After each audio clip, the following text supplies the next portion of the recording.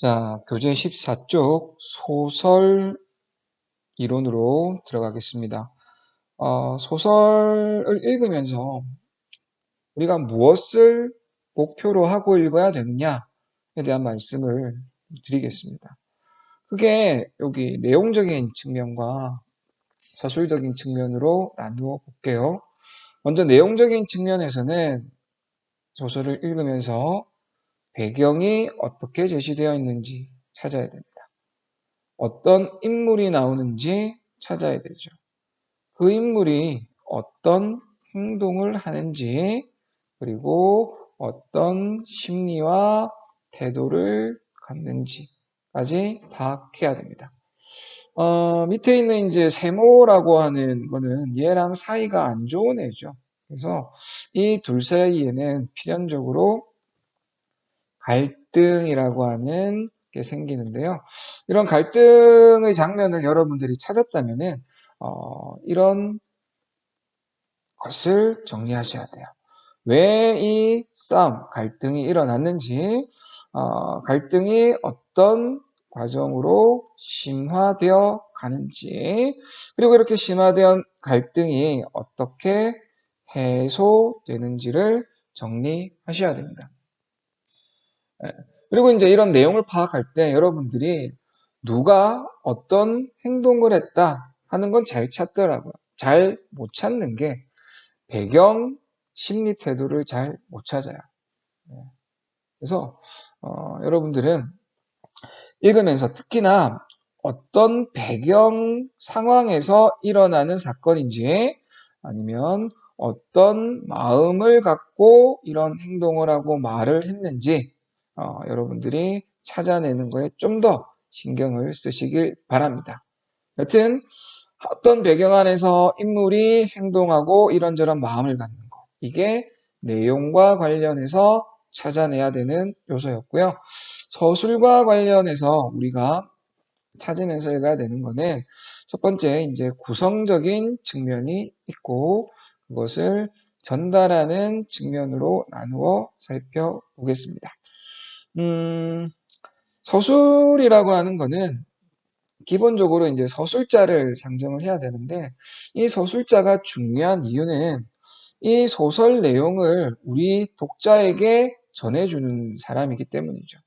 이 서술자가 어떤 태도를 갖느냐에 따라 동일한 사건이라도 전혀 다른 면으로 전달될 수 있습니다. 예를 들어 전쟁이 일어났어요. 한 마을이 완전히 파괴가 되었습니다. 근데 그 서술자가 어떤 태도를 갖는지에 따라 그 파괴된 마을이 파괴된 사건은 어떤 적들을 소탕했다라는 식으로 전달될 수도 있고요. 무고한 시민이 몇 명이 죽었다, 피해를 보았다라는 식으로 전달될 수도 있습니다. 그래서 서술자가 굉장히 중요한 역할을 합니다. 그래서 서술자가 그 사건을 어떻게 구성해서 전달하느냐, 어떻게 어떤 뭐 기법이랄까요? 어떤 관점에서 전달하느냐 하는 것들은 굉장히 중요한 요소가 됩니다. 우리 교재에서는 서술상의 특징을 먼저 이야기했고 뒤에서 내용을 어떻게 파악하느냐를 이제 뒤에서 얘기를 했더군요. 그래서 먼저 서술상의 특징에 대해서 살펴보러 가겠습니다. 자, 네모 1, 소설에서 서술이란 구성적인 측면과 전달적인 측면으로 나누어 이야기됩니다. 구성적인 측면은 사건의 선후관계나 인과관계를 짜는 것이다 라고 했는데 우리 독자의 입장에서 바꾸어서 얘기하면 지금 읽고 있는 소설의 부분이 현재인지 아니면 과거인지 구별하면서 읽어라 라는 겁니다. 조금 다르게 얘기하면 이 소설이 순행적 구성인지 아니면 역순행적 구성인지를 판단하면서 읽으면 되겠죠. 그 다음에 전달적인 측면은 네모 2부터 자세하게 다뤄보겠습니다.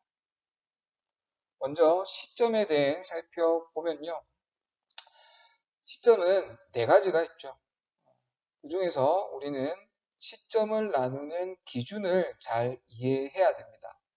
그 첫 번째 기준은 서술자가 어디 있느냐 하는 것, 두 번째는 이야기를 어떻게 전하느냐 하는 것 둘로 나눕니다. 먼저 서술자가 어디 있느냐 하는 것을 기준으로 1인칭이냐 아니면 3인칭이냐로 나누는데, 먼저 1인칭은 서술자가 작품 속 등장인물이 됩니다. 우리는 보통 서술자가 작품 안에 위치한다 라고 이야기를 하고요. 다음, 서술자가 작중 인물이 아닌 경우라고 했는데, 이거는 서술자가 등장인물이 아닌 경우입니다. 우리는 그것을 서술자는 작품 밖에 있다라고 얘기합니다. 작품 안에 있다면 1인칭, 작품 밖에 있다면 3인칭으로 이야기를 합니다. 다음, 이야기 전달 방법에 따라서는 인물의 심리를 직접 서술할 수 있다라면은 우리는 여기 주인공 시점이나 전지적 시점이라고 얘기를 하고요.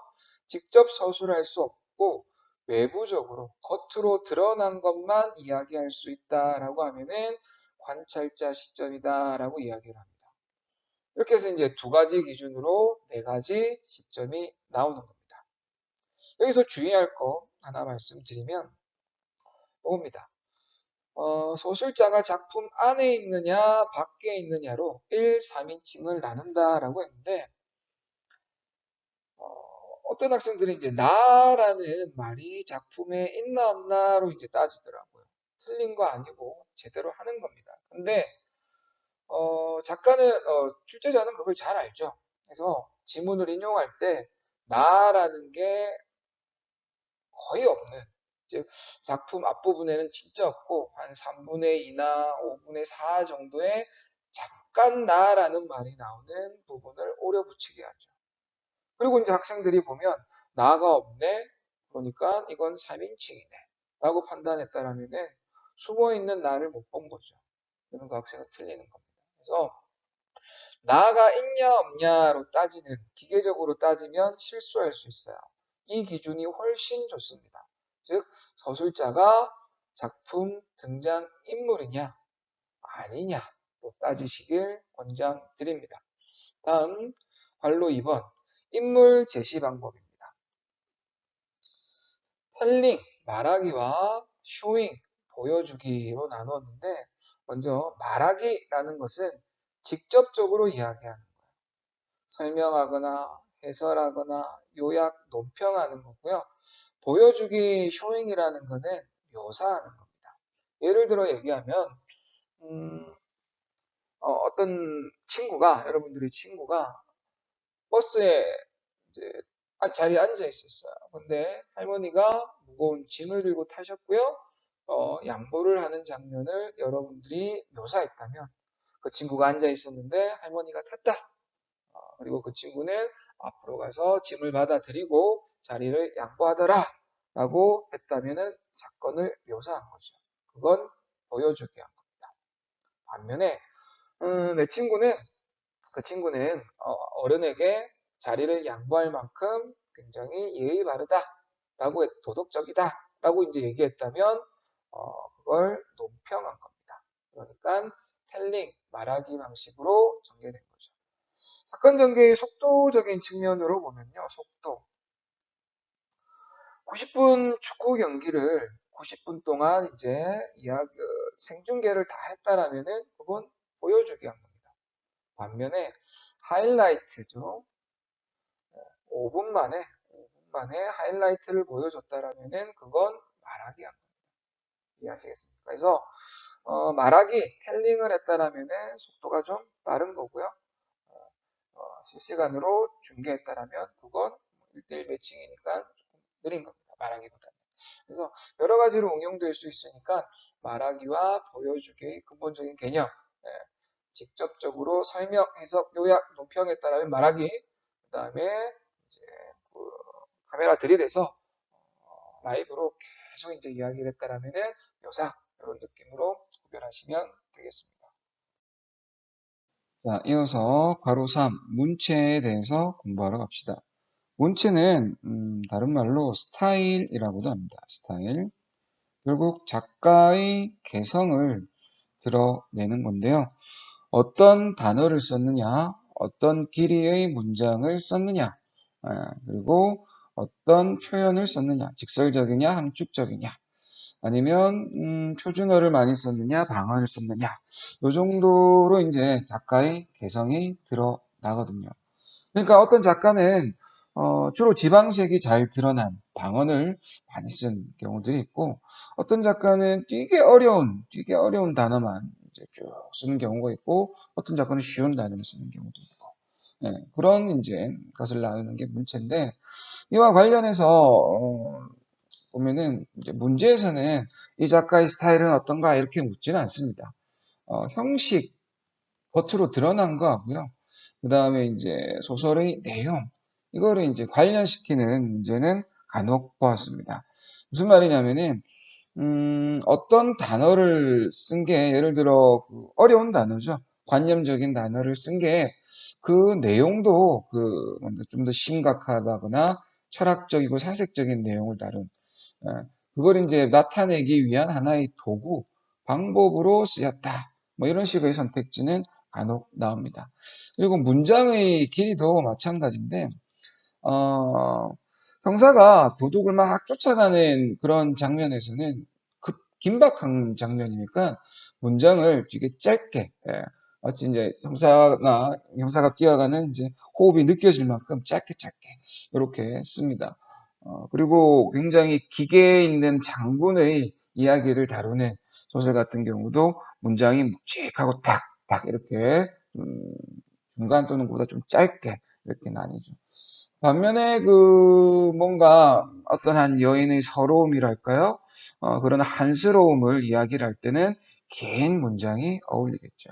예, 그런 식으로 어떤 단어 문장이 쓰였냐 이거보다는 그 단어 문장으로 작품의 내용을 전달하는데 어떤 효과나 기능이 있는가 라는 식으로 하는 문제가 더 많이 나옵니다.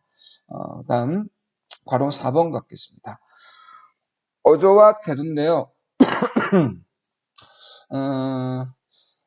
어, 요거는 요 정도 아시면 될 것 같아요. 반어적, 풍자적 어조, 해학적 태도. 요거를 이제 한 번에 다 학습할 수 있는 게 최만식 님의 소설 정도로 생각이 됩니다. 이게 이제 단순히 암기의 상황이라기보다는 이걸 읽으면서 여러분들이 가장 주의해야 되는 게 바로 서술자에 대한 우리 독자의 믿음입니다. 최만식 소설은 풍자적이고 해학적인, 반어적인 그런 소설이기 때문에 등장하는 서술자의 말을 우리 100% 그대로 믿으면 안 돼요. 그 서술자의 판단이나 대사가 반사회적이라거나 비도덕적이라거나 그렇거든요. 그래서 보통의 소설에서는 우리가 서술자의 말을 믿고 쭉 따라가지 않습니까? 네. 소설에서 서술자가 하는 말을 의심하면서 읽거나 하지는 않을 겁니다. 근데 이런 반어적이고 풍자적, 해학적인 소설, 특히 이제 최만식님의 소설류 같은 경우는 우리가 그대로 믿고 따라가면 안 됩니다. 서술자의 말을 비판적으로 이제 보아야 된다라는 겁니다. 예, 이제 소설 작품 황만근은 이렇게 말했다라는 것을 공부해 보겠습니다. 지문 읽기 전에 해설지에 해제, 줄거리 한번 공부하고 들어갑시다. 요거는 마치 우리 문제 풀 때 보기 박스 안의 내용으로 생각하면 되고요. 저 같은 경우는 이제 요 내용을 그냥 줄글의 나열, 뭐 1번 문장, 2번 문장, 뭐 이런 것들이 나열되어 있다, 정보가 나열되어 있다라고 생각하지 않습니다.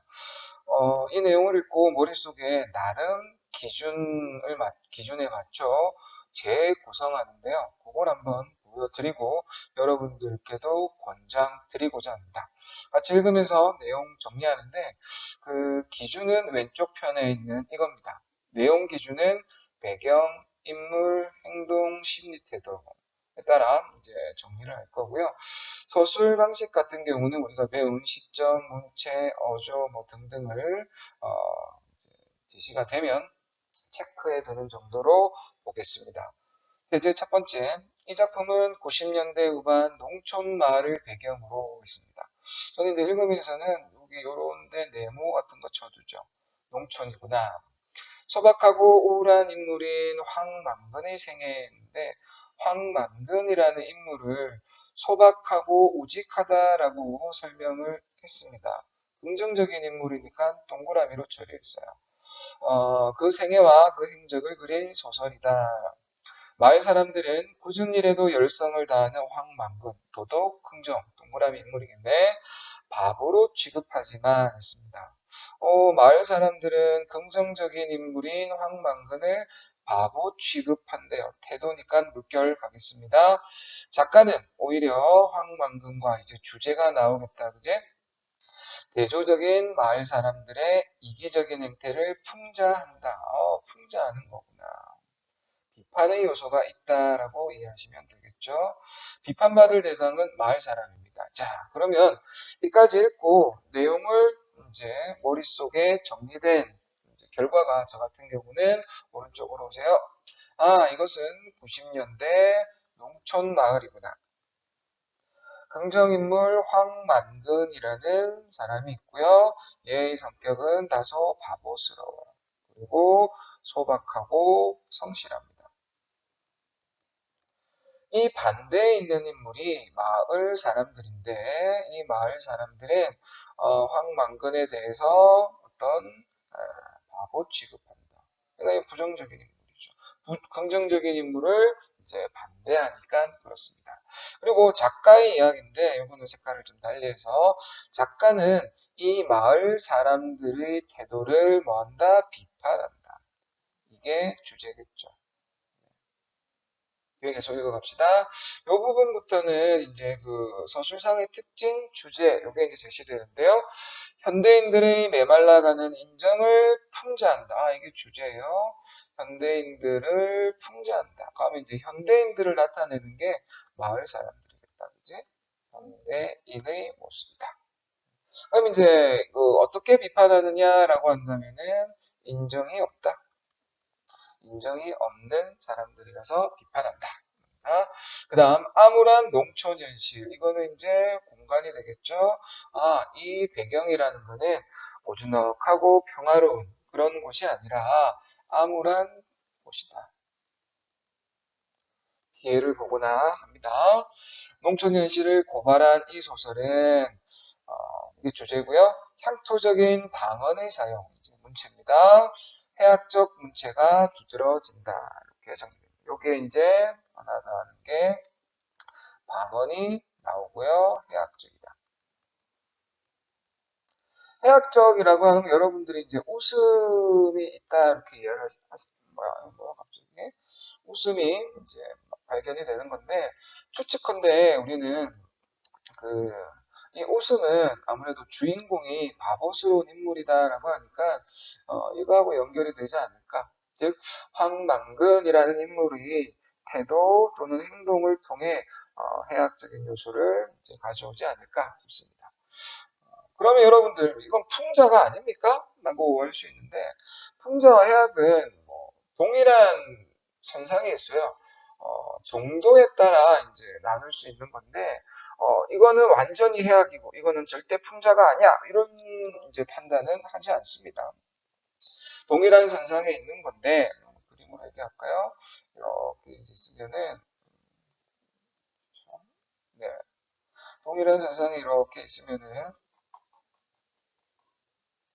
미리 그려놓을 걸 그랬다. 그죠? 여기에 이렇게 동일한 선상에 이쪽으로 가면 갈수록 풍자, 이쪽으로 가면 갈수록 해학이라고 한다면은 이쪽에 치우쳐 있다라고 하면 해학적이다 하죠. 근데 이게 풍자가 아니냐라면 풍자의 성격도 있어요. 근데 해학적인 요소가 두드러지기 때문에 이 작품은 해학적이다라고 얘기를 하는 거죠. 반대로 이 극간에 있으면은 풍자적이다라고 합니다. 그렇다고 해학적 요소가 전혀 없느냐면 그건 또 아니에요. 그래서 이쪽으로 갔느냐 이쪽으로 갔느냐 이 정도의 차이는 예를 들면 이런 거지. 너희들이 여기에 있는 작품, 이쯤에 있는 작품은 너희들 뭐라 답할 거야? 해학적인 작품이야, 풍자적인 작품이야? 어떠죠? 그래서 그 부분 또는 이제 어떤 정도를 따져서 얘기하는 거기 때문에 해학과 풍자를 완전히 나눠 생각하실 필요는 없습니다. 자, 이제 우리 해설지 공부하는 방법 이야기했는데요. 이거는 100% 수험생 입장에서 설명을 드린 겁니다. 이걸 읽고 그렇구나 하고 지나가는 게 아니라 내용을 정리해야 됩니다. 그것은 시험 칠 때 보기 박스 내용을 읽어내는 방법과 동일한데 그 원리를 말씀드렸습니다. 왼쪽 내용 기준과 서술상의 특징 기준으로 칸을 만들고 그 속에 하나씩 내용을 넣었다. 물론 이것은 머릿속에서 일어나는 겁니다. 자, 그래서 이 내용은 90년대 농촌 황만근이라는 바보스러운 인물이 소박하고 성실한 인물입니다. 살아가는데 마을 사람들은 그것을 비판하거나 매몰차게 대하나 봐요. 인정이 없다라고 했으니까 그런 모습들을 고발한 거예요. 그래서 이런 인정 없는 현대인들의 모습을 비판하고 당대 90년대에 암울했던 농촌 현실을 고발하는 작품이었습니다. 여기에 이제 서술상 서술상 특징으로 해학적인 웃음을 주는 해학적인 요소가 쓰였고요. 방언이라는 건 아무래도 현장감을 좀 높이겠죠. 네, 그렇습니다. 주제 확인을 해보러 갈게요. 관용과 도량을 가진 황만근의 생애, 긍정적인 인물 맞네요. 그의 행적, 현대인들의 이기적인 세태, 이것은 마을 사람들이 되겠습니다. 에 대한 비판이다. 이게 주제네요. 줄거리 한번 확인합시다. 줄거리도 마찬가지 내용적인 기준과 서술적인 기준 머릿속에 틀로 만들어 두고 그 틀에 이 내용을 하나씩 끼워 넣으면서 정리하시면 좋겠습니다. 줄거리 갑시다. 황만근이 실종된 것을 안 마을 사람들과 민씨는 했습니다. 마을 사람들 아까 우리 세모로 확정했고요. 민씨는 글쎄요 조금 판단 보류합시다. 민씨는 황만근의 집에 모이게 된다. 그러나 진정으로 걱정하는 사람은 민씨뿐. 이거는 황만근과 같은 편에 있는 사람이니까 동그라미 갑시다. 다른 사람들은 크게 신경 쓰지 않는다. 실종에 대해서 마을 사람들은 신경 안 써요. 물결친 이유는 심리 태도이기 때문에 황만근은 어렸을 때부터 말투가 어눌하고 행동이 우스꽝스러워 마을 사람들에게 바보 취급을 받지만 실제로는 아무런 대가를 바라지 않고 마을의 굳은 일을 도맡아 하는 성실하고 바른 인물이다. 긍정적인 인물입니다. 인물에 대한 설명을 줄거리에서 해줬네요. 그런 황만근에게 이장은 농민 총궐기대회 전날 군청까지 경운기를 타고 갈 것을 지시하고 황만근은 밤에 경운기를 타고 군청으로 향한다 했습니다. 하지만 이 이장은 안 가요. 걔네들끼리 트럭 타고 얼른 갔다 옵니다.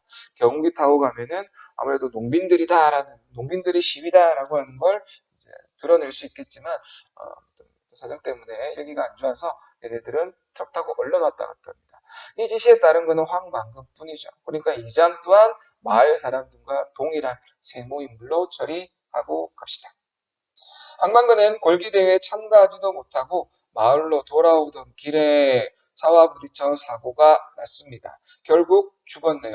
이까지 읽고 여러분들 눈치채야 되는 거. 황만근의 집에 모인 사건. 이거의 시점을 예를 들어 현재라고 한다면은 황만근이 이제 죽은 거는 과거의 내용이 되겠죠. 차 사고가 나고 하는 이 부분은 과거의 내용이 됩니다. 그래서 이거는 이제 이게 먼저 제시되고 이게 다음에 제시됐으니까 역순행적 구성이죠. 그래서 구성 방식까지 역순행이다. 이제 일종의 추리소설이죠. 추리소설은 아닙니다. 아닌데, 이런 왜 안 오지? 궁금증이 있어요. 그걸 이제 뒤에서 처리해 주니까, 처리하는 방법은 옛날, 과거에 있었던 일을 이제 제시하는 겁니다. 해석할게요. 민씨는 아까 동그라미 인물이었죠. 황만근의 됨됨이를 긍정적으로 평가한 묘지명을 쓰고 서울로 돌아갑니다. 묘지명이라고 하는 건 이제 그 묘비에 쓴 글귀 정도로 생각하시면 좋겠어요.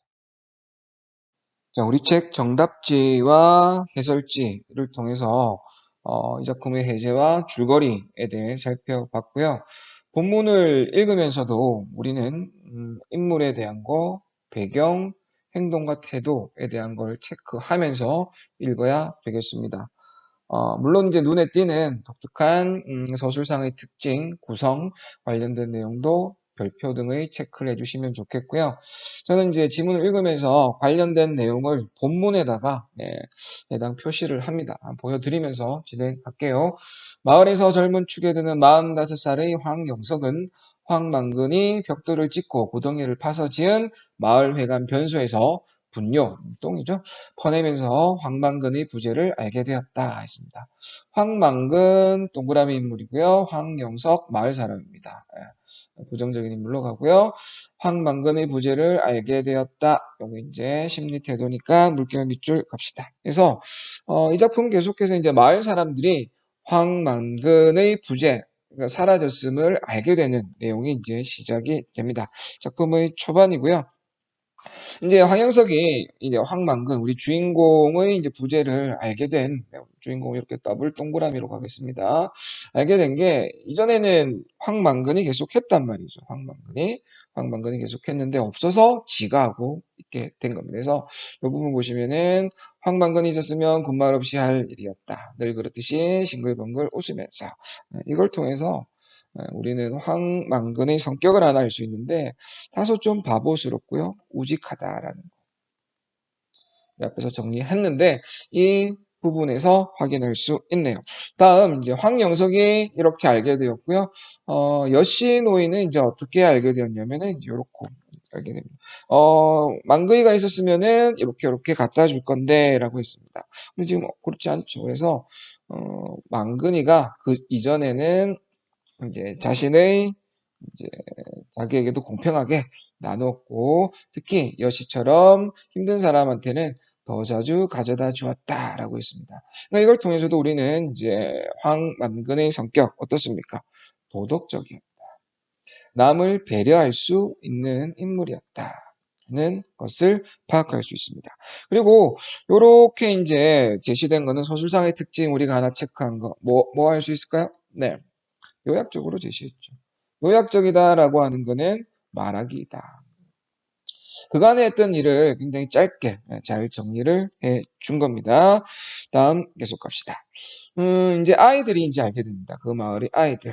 아이들. 이 표시를 세모로 가야겠는데, 그지? 아이들. 여시도 세모. 아이들도 이제 황만근의 부재를 알게 되었는데요.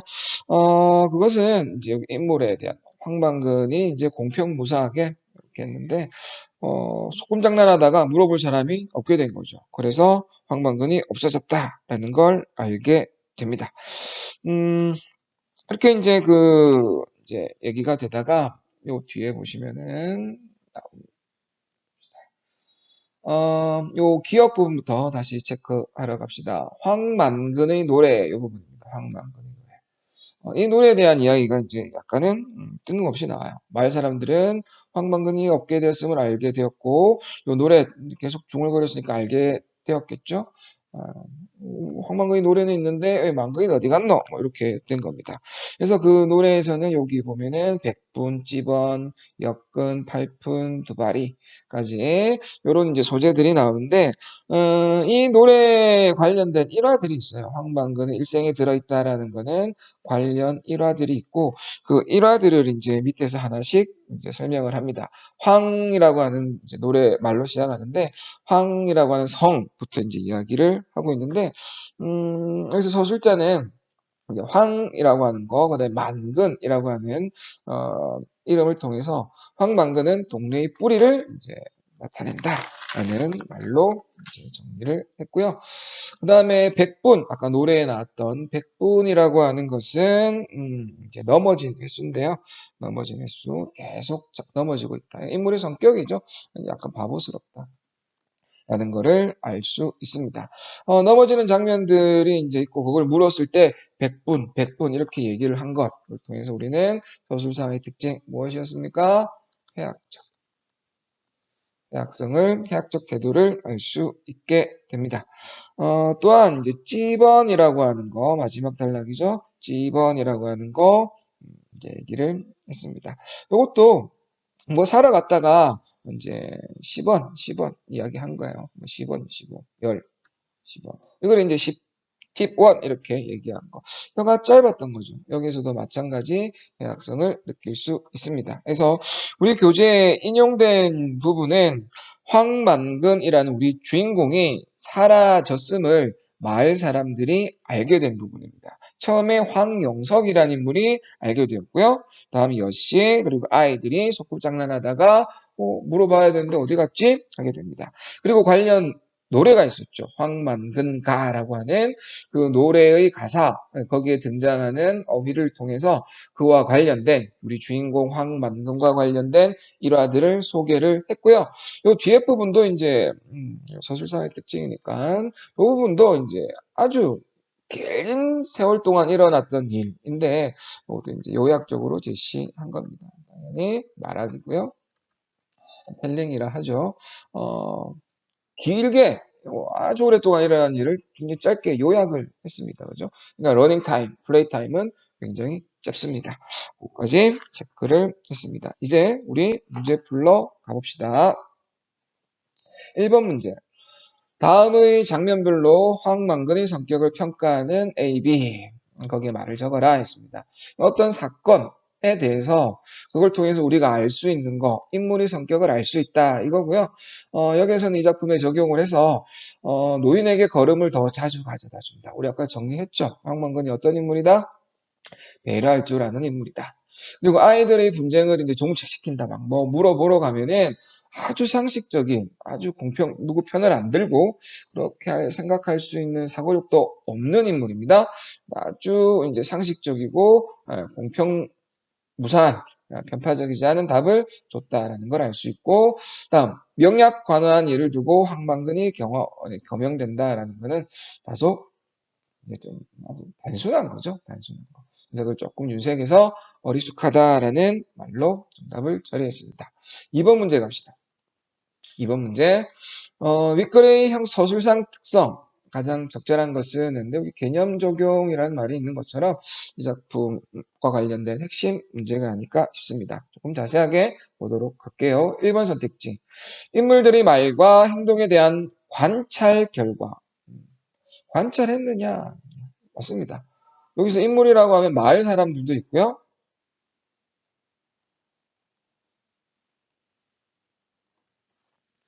예, 종이 쳐서 녹음 중에 종이 쳐서 잠시 멈췄다가 다시 왔습니다. 1번부터 다시 갈게요. 인물들이 말과 행동에 대한 관찰 결과를 객관적으로 전달하고 있다. 키워드는 두 개네요. 관찰했느냐? 하나, 다음 객관적이냐? 하나. 근데 여기에 인물이라고 하는 게 나오면 저는 여기에다가 주인공을 보통 일단 넣어봅니다. 황만근.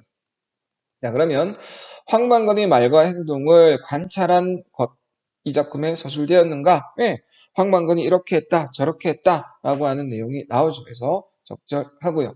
그게 이제 객관적이냐라고 할 때, 요거는 글쎄요. 왜냐면은 어, 여기서 서술자가 평가를 합니다. 황만근은 도덕적이다. 그 다음에 공평무사하다. 라는 식으로 평가를 내리죠. 이 평가라고 하는 것은 객관적인 게 아니잖아요. 그냥, 어떤, 행동을 했다, 어떤 말을 했다에 그쳤다면은 객관적이라고 얘기할 수 있어요. 반면에 이런 평가가 있다라면은 그건 주관적인 거죠. 이거는 결국 쇼잉이냐 텔링이냐라는 건데 보여주는 쇼잉에 그치지 않고 텔링까지 나아갔음. 우리 앞에서 볼 때도 요약적 제시, 말하기, 텔링 있었다라는 것까지 얘기했죠. 하여튼 1번 선택지 뒷부분이 잘못됐습니다. 2번 선택지 부차적인 인물들의 언행을 통해 주인공의 내적 갈등을 보여주고 있다. 부차적 인물이라고 하면은 황만근 주인공 말고 여기에서 등장하는 황영석, 그 다음에 여씨, 아이들, 뭐 이런 것들, 이런 인물들을 떠올리시면 됩니다. 이런 인물들이 언행, 말이 있느냐? 예, 있죠. 뭐 언뜻 아이들이 소꿉놀이 하는 장면도 떠오르고 하네요. 언행이 제시됩니다. 뒤에 거 주인공의 내적 갈등을 보여주고 있다. 황만근이 속으로 이럴까 저럴까 고민을 합니까? 아닙니다. 그런 거 없어요. 뒤에 게 잘못됐습니다. 3번 과거의 장면을 삽입하여 주인공의 성격이 변화된 이유라고 했는데 일단 쉬운 대로 주인공 황만근의 성격이 바뀌었습니까? 처음에는 어리숙했다가 뒤에는 굉장히 스마트한 인물로 나오니 아니단 말이지. 그래서 인물의 성격은 변하지 않습니다. 잘못됐고요. 4번. 주인공에 대해 대체로 우호적인 입장을 유지하면서 사건을 소개하고 있다. 주인공은 황망근일 거고요. 우호적인, 긍정적인 거죠. 긍정적인. 예, 평가 내렸다 했죠. 평가. 예, 도덕적이다, 공평무사하다. 이렇게 얘기했으니까 우호적이다. 맞습니다. 뒤에 거 사건을 소개하고 있다라고 한 거는 황망근가라는 노래죠. 이 노래에 등장하는 어떤 소재들, 백분, 찌번 하는 일화들이 소개되어 있습니다. 그러니 사건을 소개하고 있다 적절합니다. 정답 4번이겠네요. 5번 시간에 따른 연속적 사건 전개를 통해 딱 걸립니다. 왜 어디가 걸리냐면은 순차적 구성이냐라고 했을 때 노래 얘기를 하면서 이 노래에 등장하는 찌번, 백분에 관련된 일화를 소개하는데 이 일화는 과거에 있었던 얘기죠. 읽어보면은 아주 어린 적 얘기까지 가지고 오고 있습니다. 그러니까 순차적 구성이 아니죠. 잘못됐습니다. 정답 4번이고요. 3번 문제 갑시다. 저 밑에 있네. 기억의 서사적 기능이라고 했는데 기억은 황망근의 노래입니다. 황망근의 노래. 우리 언뜻 이때까지 정리한 내용 바탕으로 하면은 거기에 등장하는 노래에 등장하는 단어들 그리고 그 단어들과 관련된 일화를 소개하고 있죠. 그래서 5번 선택지로 바로 가면 과거의 사건들을 소개한다 하는 게 적절할 겁니다.